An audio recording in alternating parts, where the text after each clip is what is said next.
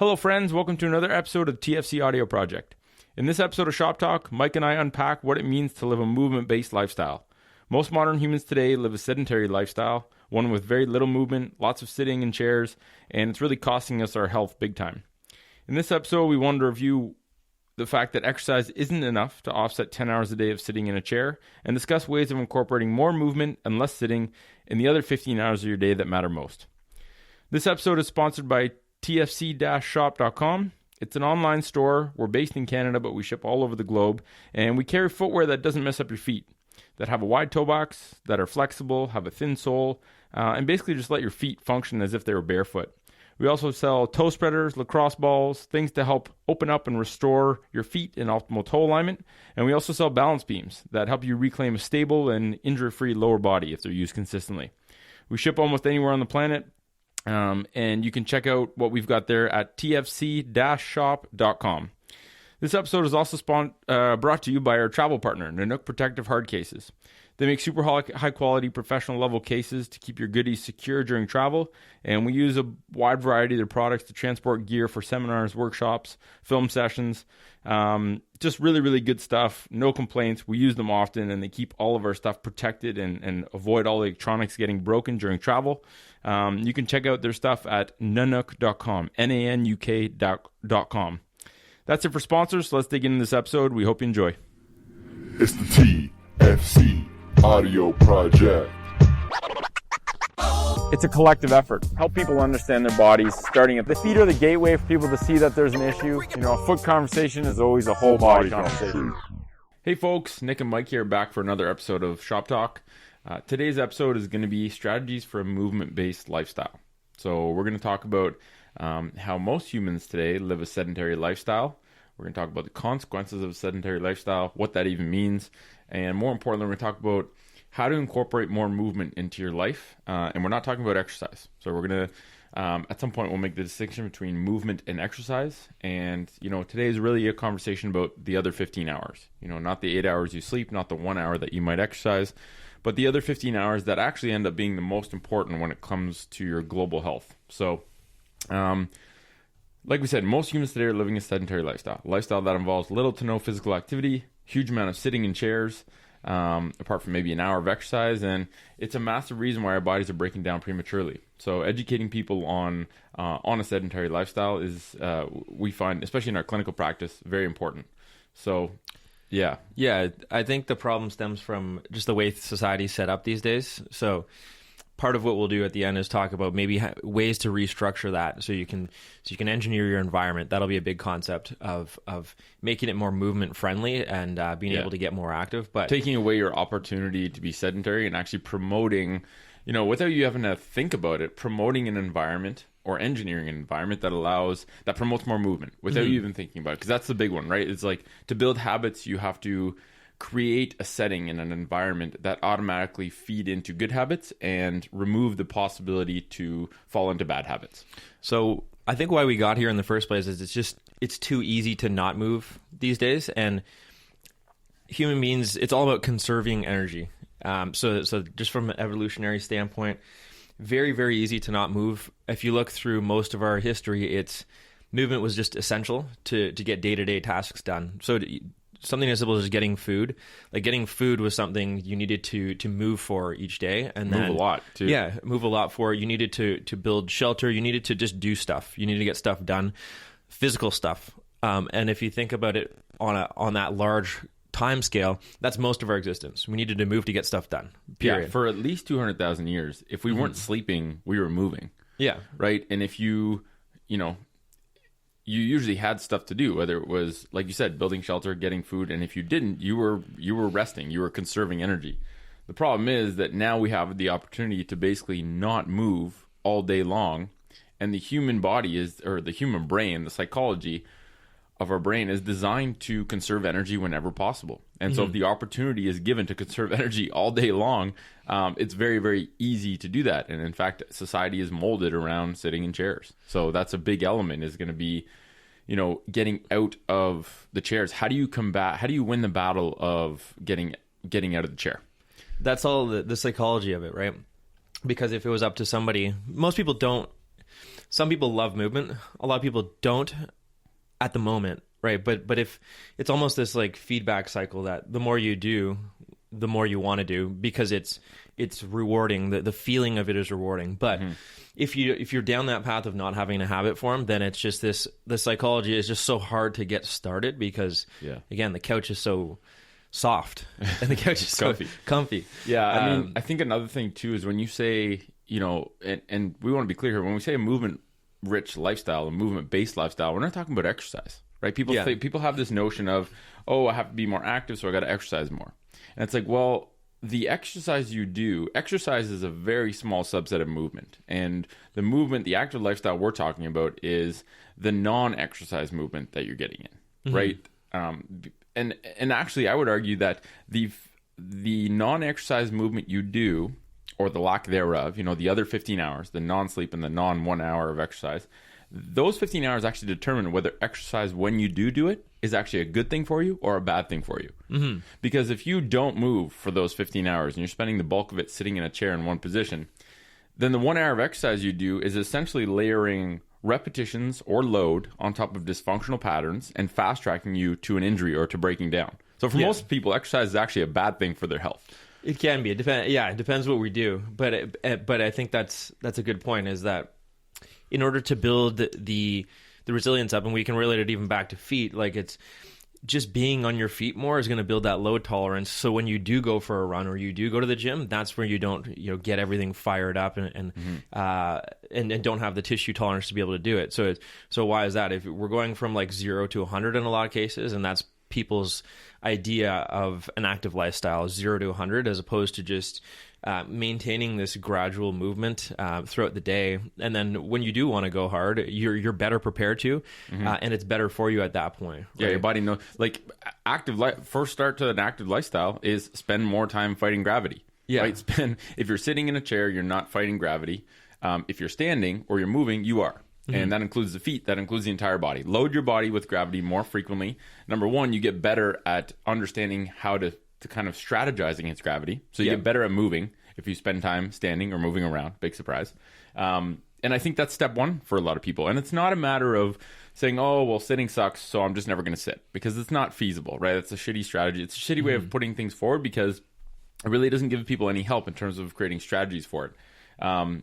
But saying, okay, let's talk about sitting. What is the low-hanging fruit of sitting that you do in your day-to-day life that is an easy one to peel away first, right? The sitting, we were talking about this before. I think the sitting that most people do at the end of the day on a couch when they're watching TV or Netflix or news or sports or whatever it is the easiest one, right? Because even if you start with, okay, when I usually sit down for 2 hours at the end of the day, the first 15 minutes, I'm going to put down a yoga mat or some, foam mat or something like that on the floor. And for the first 15 minutes of that, I'm going to sit on the floor and I'm going to do a little bit of a hip mobility routine. 15 minutes. Like, start with whatever you want. If 5 minutes is all you can commit to, what can you realistically commit to doing every single day for a week? And if that's 30 seconds, whatever, do 30 seconds, right? Create some sort of framework to build a habit. Because James Clear's book called Atomic Habits, which I recommend to everyone, is a very, very powerful book. He uses the terminology atomic as in atomic, like very small, like the atom, but also atomic as in the atomic bomb. So very, very small changes create massive changes in the end when they're accumulated and combined together. So create a habit. That's the first thing. And your optional sitting is the low-hanging fruit in terms of being able to change something where, that 10 minutes or 15 minutes or whatever it is, not only is it 15 minutes less of sitting, if you do hip mobility during that time, you might be able to offset 2-3 hours of sitting that you did that day. So it's like a double whammy, and then that could be very powerful.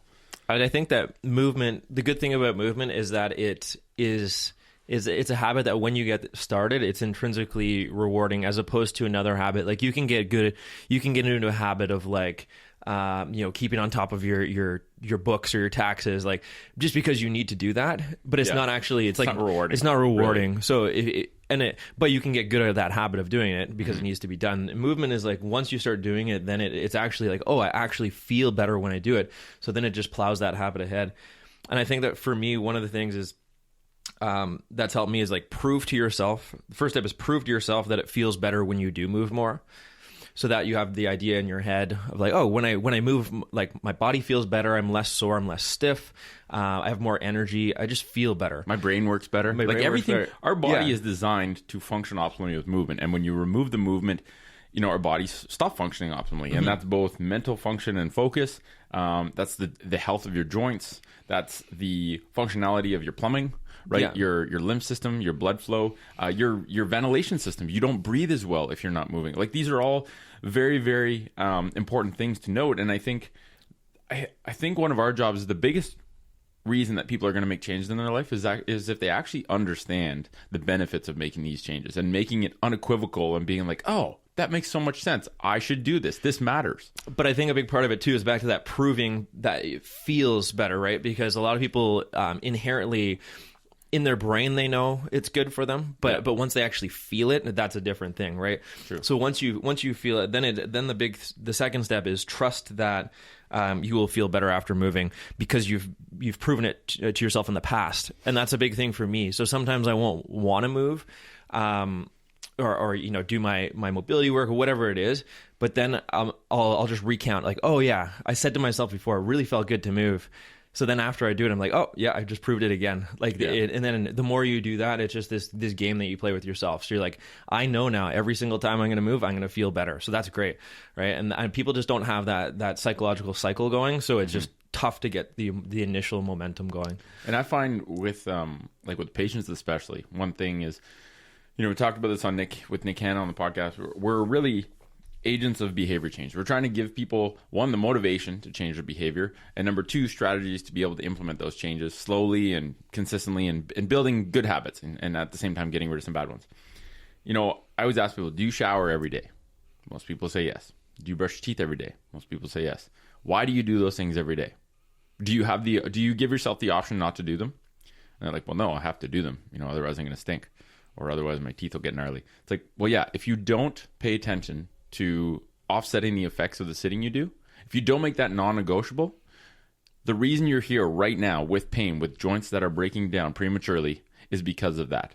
So those, just like brushing your teeth and taking a shower, are non-negotiable. They're things you do as part of your daily routine every day, no excuses. You're not allowed to not do them.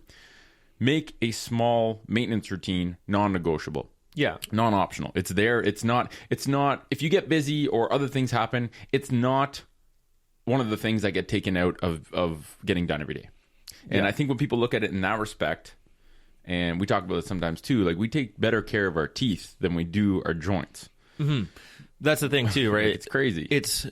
So we've got the exercise component, we've got the general movement component, which is probably the biggest part of it. Mm-hmm. But then, like you say, we've also got the component of let's just try to do something small to maintain our joint health each day. And that might be in that 10 to 15 chunk on the floor watching TV, but something dedicated to that. Yeah. Because like just moving more is also going to maintain joint health. It's going to get your every system moving, but you have to do both. I think you need to do both. A lot of it is to, first of all, undo all of the stuff that's happened over time and start working towards getting just getting a baseline healthy amount of mobility in your joints, just getting tissues moving well. Like these are just some baseline things so you can move better, right? And it is intrinsically enjoyable, right? It's like the first time you sit down on the floor in 90-90 sucks. It's terrible. You get there and you're like, oh God, I don't want to do this. I don't know why I did this. And then after a week of doing that for even 5 minutes a day, you're like, wow, this position is way easier for me to get into. This is interesting. My body's actually changing. And in the course of a week, I can actually feel a tangible change in my mobility, right? Like somewhere and for some people, it's a small difference, right? It's like, okay, the minute I went down into a pure 90-90, a non-modified 90-90, I cramped immediately. My hip muscles went into spasm because they'd never been there before. And then a week later, it's like, I'm not really much better working into this position, mobilizing it, but I'm not cramping anymore. So my body's familiarizing itself with this position, and I'm noticing a tangible change. And for some people that I've talked to, that's the big motivator, is they can see firsthand. They don't have to be told that this is good for them. They can see it's good for them because they feel a difference even in the course of a week after being consistent. And it's like almost that realization and that light bulb going off is the first domino. We just have to try and motivate them to get the first domino to fall. After that, it's like, oh shit, this actually feels better. My knees don't hurt as much. I'm not as sore. I don't want to sit down as much because I know it's making my hips stiff. And then it's like, it's getting people to self-realize this. And the fact that like a lot of times one of the reasons why a lot of people don't move as much is because they often feel just tired. They just don't feel like doing it. And that's one of the self-fulfilling prophecies. Like it's just the less you move, the less you want to move. The more you move, the more you want to move. Yep. So it's like this thing where once you get stuck in that hole, it's like the battery analogy. It's like if you're almost like a self-charging battery. So the more you start moving, that's almost what charges you up. It gives you actually more energy, not less. Yeah. And people find that it's counterintuitive at first. You think if I moved more, I'd get tired. Well, no, you actually get more energy because your body adapts to moving more. And then like all the brain benefits and all of that. But like one of the best ways to get yourself out of like, they've done studies on chronic fatigue patients and people with depression who are very lethargic and all of that. And it's like, and the studies are often on exercise, but exercise, it just works wonders on just breaking you out of that lethargy, that tiredness, that fatigue, that non-willingness to do things. Yeah. And it's like, oh, I can actually move. I can do stuff. It's like, again, proving to yourself that you can get stuff done and just move your body. So, and like you said, it's a feedback loop based on you discovering it, right? Like if I'm doing some work and I find my brain's just kind of getting foggy and I'm not able to focus, I'm not really getting anywhere. Maybe I'm reading something or writing something. And I'm like, this isn't really going. My productivity is very low right now, right? What I should be doing in 10 minutes is taking me 30 minutes. I'll go for a 30-minute walk or even a 10-minute walk sometimes, or randomly, literally just walk out the door, go for a sprint back and forth down the road, 2-3 minutes. I'll come back. It's like I just took a drug or just crushed a cup of coffee. Like it can literally be that profound. That boils down to self-experimentation. I found that is just like an easy reset sometimes to get me back on track. But people have to use that as a strategy, right? Instead of going for the coffee maker, maybe you go for a walk, and that can be way more effective and is way better for your body beyond just the mental part. Yeah, exactly. You can almost use it as a performance-enhancing substance as well, right? Which is the exercise component of, or the quick bursts of movement. So that's kind of cool too, because then you're not searching for the next stimulant. Your movement is your stimulant. It's that self-charging battery phenomenon, and it's that refocus phenomenon, because it almost just jumbles around all these neurochemicals in the brain, and then it allows us to really refocus. Back to the studies they did on that high school district where they implemented exercise. Not only did they implement more movement and exercise into this school district, I forget where it was in the States, but they specifically did it before the harder classes, the classes that the students on average did worse in, because they realized that they would be focused more, and the grades skyrocketed in these hard classes that they implemented right after movement breaks. So it's like that can be applied to your life too, not just in school. So when you know you need to be focused, do something right before to kind of get you in that state of being focused. Yeah, so get your brain ready to actually do work or consume knowledge or whatever it's going to do. And I think this is like employers too. The bottom line is helped by people that are living a more movement-rich kind of workplace, right? Like the only thing that employers see is, oh God, I got to pay for another one of these friggin' standing desks. That's all they see. They don't see that $1,000 standing desk or even $500 or something, like you can go very inexpensive. Just get people standing instead of sitting, right? They don't see that $500 investment can give them thousands and thousands of dollars in terms of boosted productivity, right? In terms of overall happiness, in terms of health, right? Like take the amount of sick days. I think we would both agree that if we were betting on something, we would both put money on the fact that if people are moving and standing and not sitting during the day at work, they will have far fewer issues that they have to come see us in the physio clinic for, and we'll take less days off, less sick days. Right, the breathing is better. Their whole body functions better, so their knees don't hurt, their backs don't hurt. They have a lesser propensity to get sick just from sitting in a scrunched up position all day. Right, so if you look at that, way less sick days, better happiness, better focus. It doesn't matter if a standing desk costed like $3,000. It's still way worth it when you look at the long term effects of that. And I think the problem is that's a hard one to study. There's so many variables. It's a hard one to do an actual study and like go to them and show this is what happens when people stand more and sit less, and you create a more movement rich office space and give them like tangible results. This is how much money less it's going to cost you in terms of sick days, in terms of lost productivity, all that kind of stuff. It's a hard study to do, which is part of the reason that's a hard thing to go to these companies and say, like, look, this is very simple and this is very black and white, and we know that this is the case. But I think that once, when you see it, like your brother's a prime example. So your brother's a landscape architect. He lives a very active lifestyle, kind of primarily worked outside, went into an office and was forced to sit. And he said it was brutal on his body. So he got his own standing workstation and essentially began a conversation around the whole office about why standing workstation is important. And then I think he mentioned that more and more people are getting them now. Yeah. And I think it's one of those things where you turn the person who's an outlier and is the only one standing in a sitting dominated workplace, and you get the conversation going and explain the benefits and get people to kind of discover it on their own, then you turn it into something where everyone's standing, and if you're sitting, you're an outlier. And so you're almost getting people to gravitate towards being part of the crowd by standing instead of, being the outlier when they're standing. And that's huge. That's a big thing for a lot of people, I think. And this is going to lead us into that engineering the environment part, but the stigma around doing something that's against the norm is one big thing. So if you're in an office that has standard way of doing things, it's going to be tough for you to break that mold. But also with at home, in the home environment with friends, if you, let's say you didn't have a couch in your house, you'd probably be perceived as a weirdo to a lot of people if you had yoga mats lying around your TV. But again, some of this is, you can walk a fine middle ground, because it's like, I think that a lot of people are too concerned with what is normal or what they would look like or what they normal is your body breaking down at 40. So normal is overrated as hell. So breaking away from the norm is not a bad thing, right? That's the thing. So maybe let's get into engineering your environment. We can start maybe with the home environment, because I think that's a good place to go, and then we can get into work a little bit. We just touched on it a bit, and then just overall type of thing.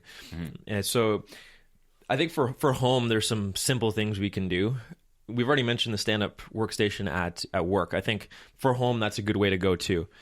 Just having somewhere at home, and maybe you also have somewhere your typical desk. You don't have to chuck everything that involves sitting out in the garbage. Take it slow. Just take it slow. But you can find a ledge, buy a stand-up desk, find something that you can work on from a standing or moving position, and that's one good thing you can implement. Well, just take into account, like, where do you spend most of your time at home? So when you're home, where is the bulk of your time spent, right? Some people have an office where they'll sit at their desk and they'll do work there. Some people work from home, which is those are the people that have the easiest ways to kind of change this stuff, because they can literally just stack up a bunch of books and you can get standing and eliminate. You can literally get rid of your chair and you will find a way to still be able to work without sitting. But, where do you spend the bulk of your time? Is it on your couch? A lot of people, I have a lot of patients that have, I got my favorite recliner chair. Yeah, it's like they go there and they spend 3 hours a day on that chair, right? Unloaded against gravity. And it's that same thing that you talked about before. Like, half the people, two things. One, they're like, at the end of the day, I'm tired. I just want to sit. And it's like, okay, did you know that you can energize yourself with movement instead of just continuing to be lethargic and draining your energy by sitting? And I can't remember the second thought that I was going to talk about there.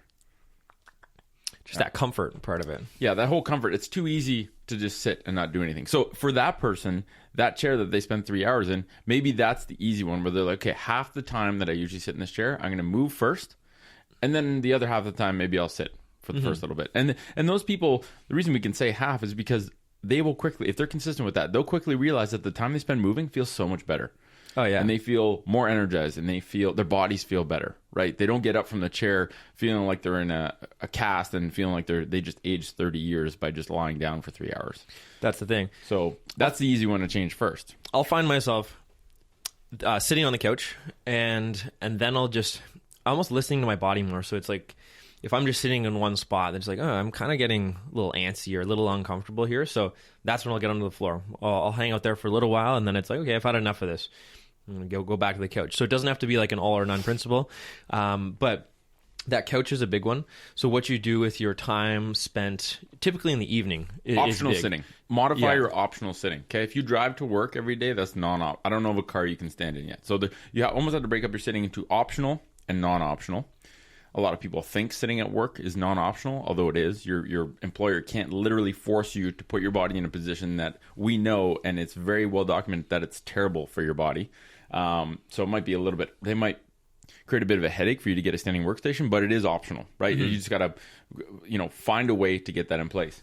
But the optional stuff, all the sitting you do at home is optional. Yeah. You have the option to not do it. And actually, I just remember what I was going to say before.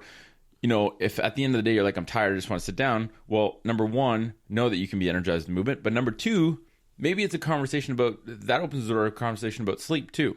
And because a it's bunch like of other sleep and things, stress. Too. If you're red line exhausted at the end of the day and all you've done all day is sit at a computer, maybe you have too much stress in your life. Maybe you're not sleeping 8 hours every night, because humans aren't designed to be blasted, exhausted, that they can't even move, before bedtime. It's not, that's not normal. People, I think, maybe it's the food you're eating, whatever it is, but you should not be exhausted, tired when you get home from work. And if you are, we got to figure out what variables we can modify so that you're not. Unless you were actually doing, like if you're chopping wood for 8 hours, like you might be exhausted, but then it comes full circle around. That's a minority. Show me someone that chops wood all day. Those people aren't coming into the clinic usually. Physical laborers, they'll get actually exhausted a lot of the time. I used to work interlock and so I'd be lifting and shoveling all day long, and I would be. But the beauty of that is that that's actual tiredness. Yeah, and you've earned that right to rest. Yeah, and then I'd have the best sleeps ever because I'd actually be tired and I'd wake up refreshed because it wasn't this weird pattern of lethargy. But one thing we can note is just that the floor is a good place to get your mobility work in too.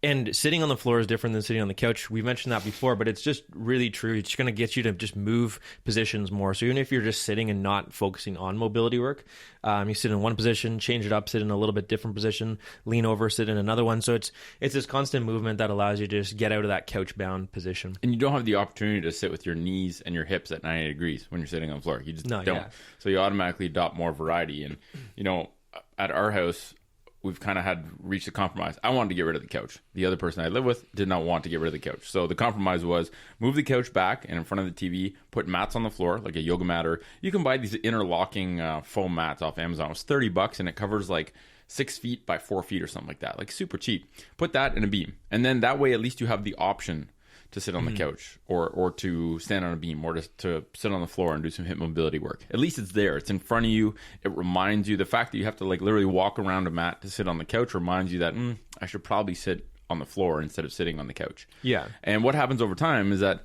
the couch starts to not feel very good. No. Right? The more you move, the more uncomfortable being in a static sedentary position, especially in a really deep comfy couch or what most people consider comfy, that doesn't feel very good. You start to get achy or antsy or you just end up wanting to move. And so, what we're finding is that we're using the couch less and less, and I think it's getting closer and closer to being just eliminated altogether. But engineering your environment, even something as simple as literally putting the couch an extra 3 or 4 feet away from the TV can be enough of a reminder. Be every time you look at the couch, you're like, oh, geez, that's far. Oh, that's why it's far, because I probably shouldn't be spending as much time on there, right? Almost like hacking your habits by putting in obstacles and facilitating the good behaviors and making the bad behaviors more difficult. I agree. So.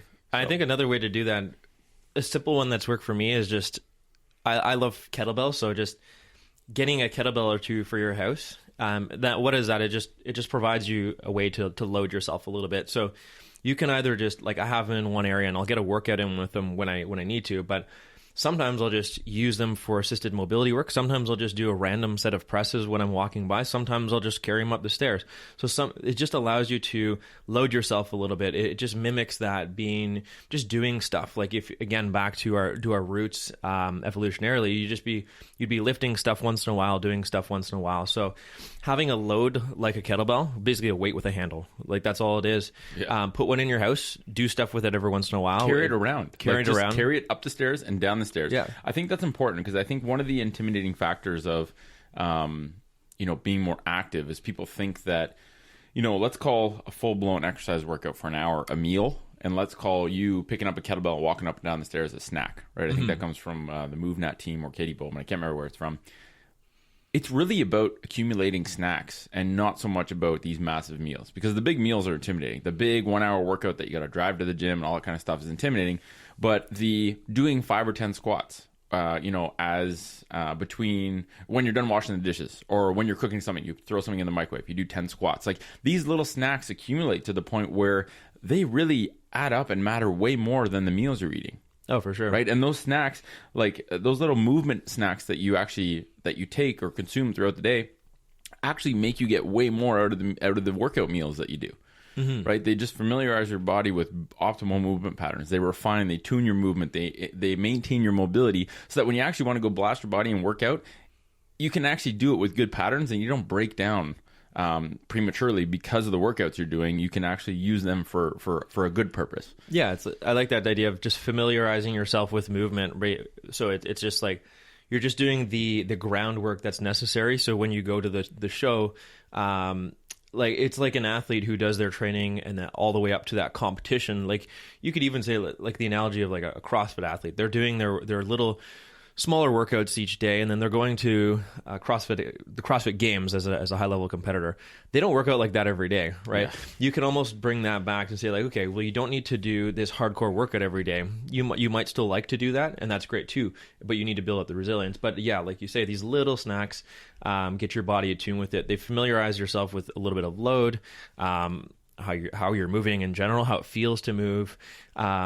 Your brain's being worked the whole time you're moving, because a lot of your brain is devoted to actually moving. And a lot of people don't understand that. So your brain, like your motor cortex, it's firing everything up. It's firing on all cylinders, because like human movement is complex, right? So it's kind of taking over. So you're just literally getting better at doing that the more you do it. And you're working your brain out. And I think that's a big thing when we get into older life and we stop moving as much. We sit more, watch more TV, play cards. And that might be because your body, has broken down over the course of your life, so that by the time you're 80, you're not left with many other options. But by making sure that you stay moving your whole life, you stay mentally sharp. Like the people that are old, in their old age, that are mentally the most sharp people that I've spoken to, whether it's patients or just people that you encounter, are the people that have stayed moving their whole life. Whether that's going out for a walk every day, twice a day, or gardening, or they have some sort of, I spoke to James, or the Aussie guy for TFC, and he met, I think it was a lady that was 100. She was a centenarian, and she was an outlier in the old age home that he worked in as a physio, because he was like, how is this lady so with it compared to everyone else? She's older, she moves way better, and, a couple things that he noticed. Number one, she doesn't spend as much time sitting. Number two, when they serve meals, the bread and the Jell-O and all the crap that they give people, she just leaves that on her plate. She only eats vegetables and meat protein. So she eats well, she moves well, and she gardened her whole life. So she was on her knees, moving, in a squat, all that kind of stuff. And, when I was talking to him on the podcast, it really made the connection between someone that moves is someone that maintains brain function throughout their whole life. Yeah. Someone that stops moving starts to shrivel away, and you get a lot of these dementia, or I don't know if it's a direct connection, but I would guess that Parkinson's, Alzheimer's, all these kind of things later in life that are that our brains start to break down or not function as well, probably some of that they is do based have a on big lack correlation of to movement.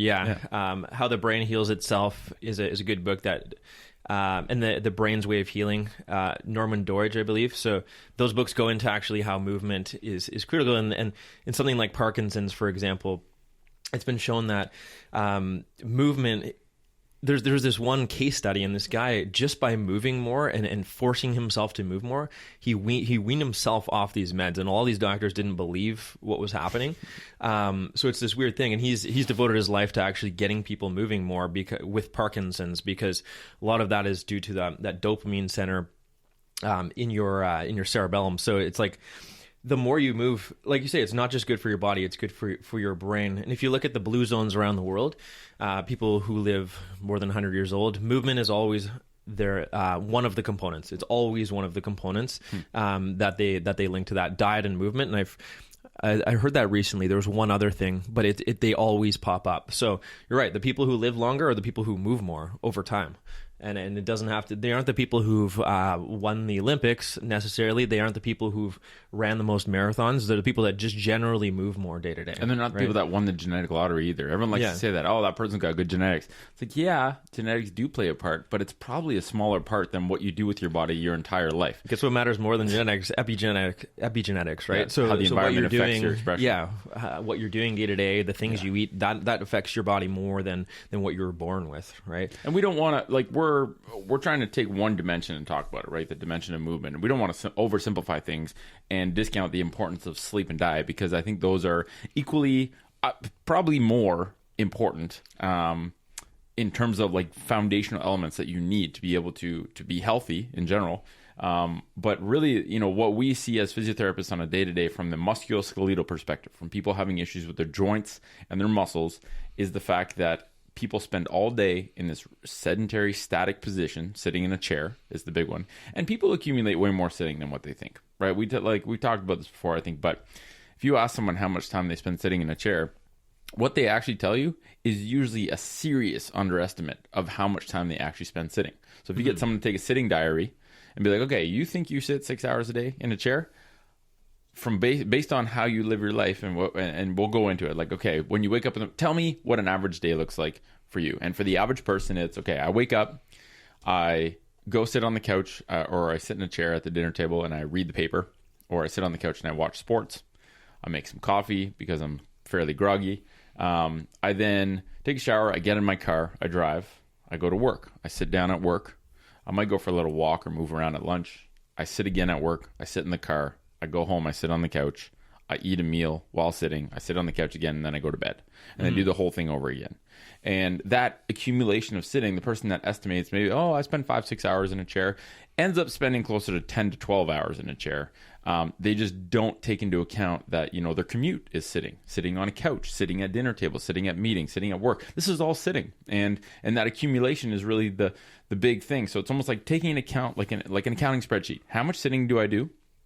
How much of that can I modify and start to chip away at so that less sitting means less time stiffening up my body? And how can I implement non-negotiable daily routine habits of starting to chip away at some of that hip tension? And that's important because if you go from sitting to standing and you haven't changed your sitting hips, standing can actually create just as many problems for you, right? So it's really, that's where that daily maintenance routine is important. Another thing that we talked about that I think people discount is if you're spending more time standing or more time fighting against gravity, make sure you're not putting yourself at a disadvantage by wearing a positive heeled piece of footwear. Right? If you're standing on a ramp, it's going to mess with your posture. Give yourself the opportunity to actually discover and get back to optimal posture by either, you know, spending more time without shoes on, whether it's barefoot or sock foot or whatever it is, whatever is socially acceptable and doable at the office or whatnot. Or the eventual goal is if you can't just ditch shoes, then make sure you find a shoe that's flat, which is actually very hard to do, right? A shoe that is no higher at the heel than at the forefoot, because if you stand on a ramp all day, you're going to continue facilitating the kind of postural weirdness that happens when you stand on a ramp. And it facilitates into the exact same pattern that you get from sitting, which is this anterior pelvic tilt, tightening up of the ankles, all this kind of funky stuff. And I think that's a really important thing to say, because the more time you spend standing, the better. The more time you spend moving, the better.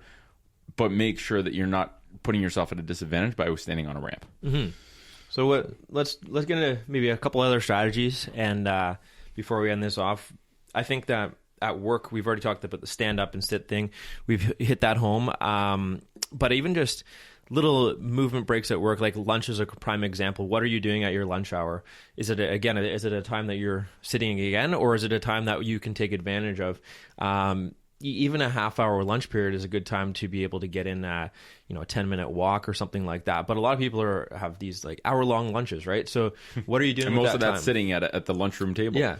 So that's a great time to be able to do stuff. Now, I know for me, sometimes I get a workout in if I have a break or a lunch.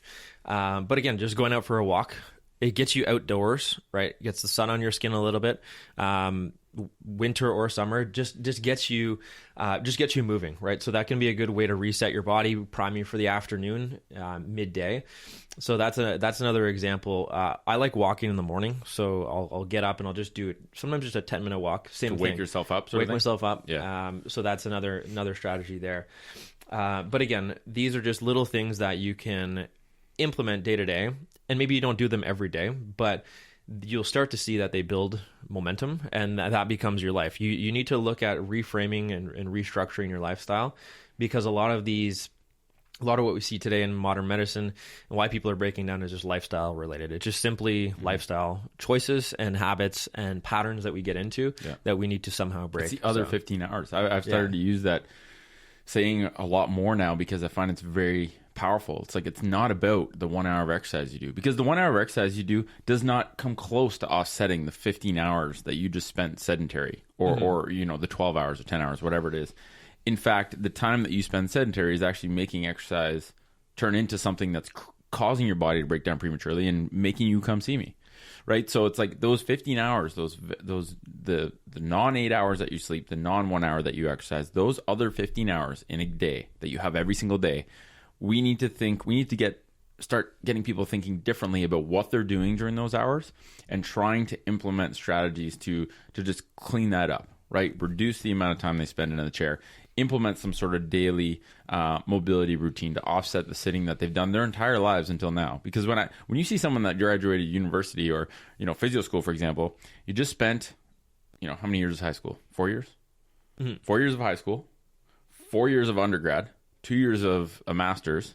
The bulk of that is sitting in a classroom during the day. So it's 10 years of sitting that you've accumulated. So when we graduated physio school, my body was the stiffest I ever was in my entire life. Yeah. Because I had just accumulated 10 years of a lot of sitting, and the sports I played actually created, a lot of times I had these little nagging injuries. And now that I look back, it's because of all the sitting that I did that I got those injuries. That's the thing. So we just got to get people we got to demystify things a little bit. Start slowly. That's one of the messages I will leave you with is that it doesn't have to be. A lot of this stuff is overwhelming to hear. So because it's like, I got to restructure my whole existence now, right? Yeah, it needs to be sustainable. You need to do something that's very, very slow. So it can start with 5 minutes, 5 minutes a day. It can start with just looking at your workstation, right? These little things, not just to get the ball rolling, because anything health related is the same kind of process. You just need to chip away at it and develop these habits. So. Yeah, and I mean, don't look at sitting at work as non-optional. I think that's a big thing, right? Like that's the bulk of where people do their sitting. So when someone says, it's everyone in my office sits, or it's going to be really hard. I asked before and my employer was like, yeah, you need a doctor's note or you need this and that. Like they put up obstacles to make it so that not everyone can just say, I'd like a standing workstation. They don't just hand them out like candy, right? I really think that, employers should actually be trying to get people standing and making it as hard. How hard they're making it to get a standing workstation a lot of times, they should make it that hard to get a sitting workstation, knowing full well the benefits in terms of productivity and health and happiness and all that kind of stuff. Even though employees might not like it at the start, it's like you should have someone that's aware of the movement world, that's part of your company, that helps everyone transition to a standing workstation. Mm-hmm. And that might be, a mandatory 15-minute mobility session for everyone at the first. You give everyone an extra 15 minutes on their lunch break, so it's paid, and you get everyone as a group to do hip mobility work. That would be massive. So from a workplace perspective, yeah, you're right. Like if you had, and you're seeing some of the newer companies, more forward-thinking companies starting to do this, but having like the actual environment to be able to accomplish more movement beyond the stand-up desk, so like a yoga room or a mobility stretching room, a gym at the office. A lot of people do have that. A lot of people don't take advantage of it, but just places that you can actually put this into fruition and actually do your thing. So from an employer standpoint, because that's a big element of this, right? Like, we're not talking about the Apples and the Googles that have so much money they don't even know what to do with and can have all these their employees are spoiled. Yeah. Right. But the average company, until they realize the benefits of people spending less time sitting and more time moving, until they're told and kind of shown those benefits, what reason would they have to spend more money to get people standing when they don't even know it's of benefit? So, and back to like what I was saying before on the employee side, it is optional. You might have to jump through some hoops and go through all these kind of obstacles to get a standing workstation as your workplace workstation. But it's well worth it, right? And then it just becomes a matter of how do I learn how to offset all the sitting that I've done my whole life so that I can stand in good alignment. And, I can't remember the stat. I'm probably going to butcher this, but I think getting away from sitting and going to standing for your 8-hour workday is the equivalent in terms of energy expenditure of running like 40 marathons a year or something like that, right? Because fighting gravity is hard. You use calories, you use energy to fight gravity, even though it's just standing. And then it just, you end up, from a weight loss perspective or, even more importantly, from a body health and joint health perspective, that's a big element that people have to kind of get to. And maybe that's not the first thing you tackle, right? The first thing you tackle is those 2 hours on the couch at the end of the day. And the beautiful thing is that it's really not about sacrifice. It's not like, oh my God, I got to do 2 hours of hip mobility work and I can't be watching TV. No, you can still watch TV. All you have to do is get off the couch, put a mat on the floor, get on the floor. And at the start, it doesn't even matter if you're, people are like, oh, well, I don't know if, should I do 90-90? What should I do? It's like, well, it doesn't matter because you're not in the chair position. So however you're going to sit or stand or not be in the couch means that you're exploring more mobility than what you usually do. And that's the important part, right? Like that's the big thing. And these little movement snacks, like put things around your house that trigger a thought to get moving more. If there's a kettlebell hanging around, if there's 3 or 4 kettlebells hanging around your house, it's very easy just to look at them and be like, oh, I'm just going to pick that up and I'm going to carry it to another spot. And I'm going to put it here. And, it becomes this thing where it's like a healthy annoyance to be like, okay, it's like, and it becomes fun.